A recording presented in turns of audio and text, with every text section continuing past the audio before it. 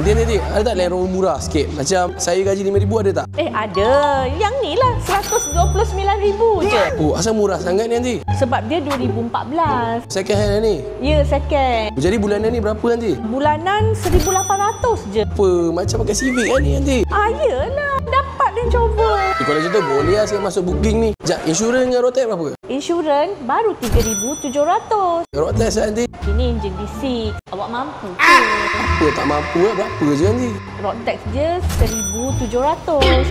Apa masalah? Apa nanti? Saya buat Grab sebulan dapat kot cover. Nanti takkan tak ada Land Rover yang road tax murah sikit kot? Ada, mai nanti. Weh, ada? Ada. Ni, yang ni. Sini dia boleh murah. Sebab ini 2.0. Oh, yang ni berapa road tax nanti? Ini road tax baru RM440. Ini baru saya mampu nanti. Tapi harga kereta berapa nanti? RM385,000 je. RM385,000? Ya. Bukan RM385 je? RM85,000 lah. RM385 tu apa? Ini saya fikir dulu. Tapi nanti kanan tu sama ke lain nanti? Ini mahal sikit. Ini RM397,000 je. Alamak, apal mahal sikit daripada yang ni? Mahal sikit je.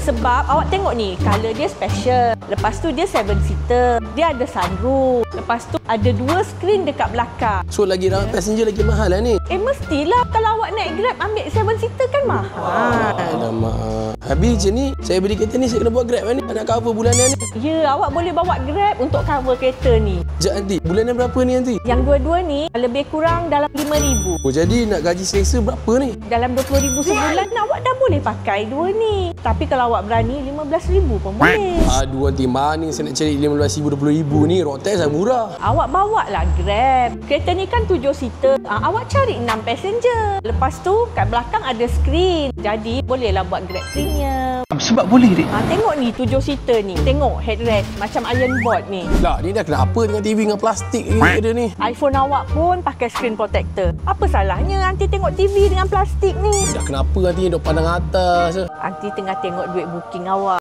Tak. Awak drive kereta ni cantik aja.